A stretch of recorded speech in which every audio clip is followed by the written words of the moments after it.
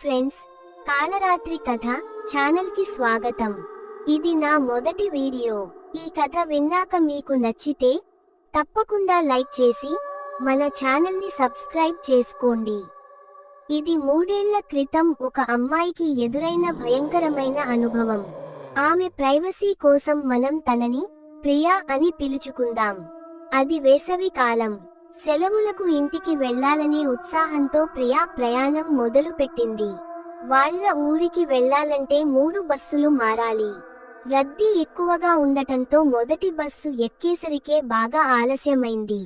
అదృష్టవశాత్తు రెండో బస్సు వెంటనే దొరకడంతో హమ్మయ్య, త్వరగానే వెళ్ళొచ్చు అని ఊపిరి పీల్చుకుంది. దారిలో వాళ్ళ అమ్మ ఫోన్ చేసింది. నాన్న రాలేకపోతున్నారు, జాగ్రత్తమ్మా అని చెప్పగానే, పర్వాలేదు అమ్మా, బాబాయిని బస్టాండ్కి రమ్మను, నేను వచ్చేస్తున్నా అని ధైర్యంగా చెప్పింది. 3వ బస్సు ఎక్కాక అది బయలుదేరడానికి అరగంట పడుతుందని కండక్టర్ చెప్పాడు. నీరసంగా ఉన్న ప్రియా పక్కన ఉన్న ఆవిడతో మాటలు కలిపి అలానే నిద్రలోకి జారుకుంది. మెలకువ వచ్చేసరికి ఘోరం జరిగిపోయింది. తను దిగాల్సిన స్టాప్ దాటి 3 స్టాప్లు ముందుకు వచ్చేసింది. నిర్మానుష్యంగా ఉన్న ఆ చోట ప్రియా కంగారుగా కండక్టర్ని అడిగింది, తల్లి, వెనక్కి వెళ్లాలంటే మెయిన్ రోడ్డు దాకా వెళ్ళాలి. ఇక్కడి నుంచి 7 కిలోమీటర్ల దూరంలో ఒక డొంక రోడ్డు ఉంది. అక్కడ దిగితే మీ ఊరు దగ్గరవుతుంది అని సలహా ఇచ్చాడు. భయపడుతూనే తండ్రికి ఫోన్ చేసింది. నాన్న, నేను దారి తప్పాను, ఫలానా చోట ఉన్నాను అని ఏడుస్తూ చెప్పింది. కంగారు పడకు తల్లి, మేము ఆటో తీసుకుని వస్తున్నాం, నువ్వు అక్కడే ఉండు అని తండ్రి ధైర్యం చెప్పాడు. చీకటి పడింది. చుట్టూ అడవిలాంటి పొలాలు. చాలాసేపటి ప్రయాణం వల్ల ప్రియాకి టాయిలెట్ వస్తుండటంతో గత్యంతరం లేక పక్కనే ఉన్న పొలాల్లోకి వెళ్ళింది. అక్కడే ఆమెకు ఒక ఆవిడ కనిపించింది. ఎవరమ్మా నువ్వు, ఈ అర్ధరాత్రి ఇక్కడ ఒంటరిగా ఉన్నావు అని ఆ ఆవిడ అడగడంతో ప్రియా తన పరిస్థితి వివరించింది. ఇక్కడ ఒంటరిగా ఉండటం మంచిది కాదమ్మా, మా ఇల్లు ఇక్కడే దగ్గర, మీ నాన్న వచ్చే వరకు మా ఇంట్లో ఉండు అని ఆ ఆవిడ ఆహ్వానించింది. ఆ పాత ఇల్లు చూడటానికి వింతగా ఉన్నా ఆకలి, అలసట వల్ల ప్రియా లోపలికి వెళ్ళింది. ఆ ఆవిడ ఇచ్చిన స్నాక్స్ తిన్న కొద్దిసేపటికే ప్రియా కళ్ళు తిరుగుతూ స్పృహ తప్పి పడిపోయింది.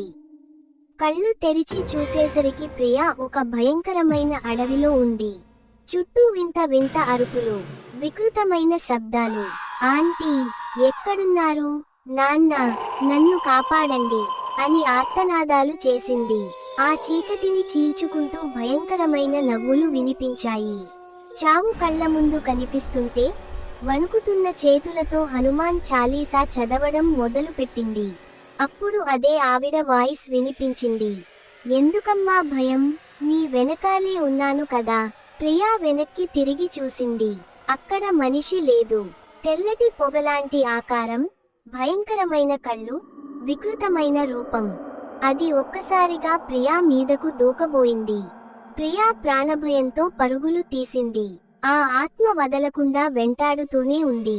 ఇక తన జీవితం ముగిసిందని ఒక చెట్టు కింద కూర్చుని కళ్ళు మూసుకుని తన వాళ్ళని తలుచుకుంటూ మరణం కోసం వేచి చూస్తోంది. ప్రియా, అమ్మ ప్రియా అనే తండ్రి గొంతు వినబడగానే ఆమెకు ప్రాణం లేచి వచ్చింది. ఊరి జనం కాగడాలు, కర్రలతో అక్కడికి చేరుకున్నారు. ఊరి పూజారి మంత్రాలు చదువుతూ ఆమెను రక్షించారు. తరువాత తెలిసిన నిజం ఏమిటంటే, ప్రియా ఎక్కడైతే ఆగాల్సి వచ్చిందో అక్కడ ఒకప్పుడు చేతబడి చేసే మంత్రగత్తెను ఊరి జనం సజీవ దహనం చేశారు. అందుకే రాత్రి 7 దాటితే అక్కడికి ఎవరూ వెళ్లరు. ప్రియా తెలియక ఆ మాయలో చిక్కుకుంది. పూజలు చేసి ఊరికి తీసుకెళ్లినా ప్రియా ఆ భయం, ట్రామా నుండి కోలుకోలేకపోయింది. ఆ మంత్రగత్తె రూపం తనని నిరంతరం వెంటాడుతూనే ఉన్నట్లు భ్రమపడేది. తిండి, నిద్ర లేక ఆ భయంకరమైన జ్ఞాపకాల మధ్యే ఆమె ఆరోగ్యం క్షీణించి చివరికి ప్రాణాలు వదిలేసింది. ఒక చిన్న పొరపాటు, ఒక అందమైన భవిష్యత్తు ఉన్న అమ్మాయి ప్రాణాన్ని బలి తీసుకుంది. ఫ్రెండ్స్, ఈ కథ మనకు నేర్పేది ఒక్కటే, మనకు అంతా తెలుసు అనుకోవడం ఒక్కోసారి ప్రాణాంతకం కావచ్చు.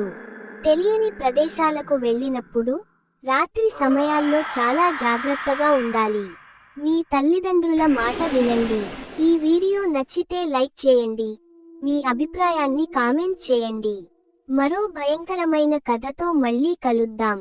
సెలవు.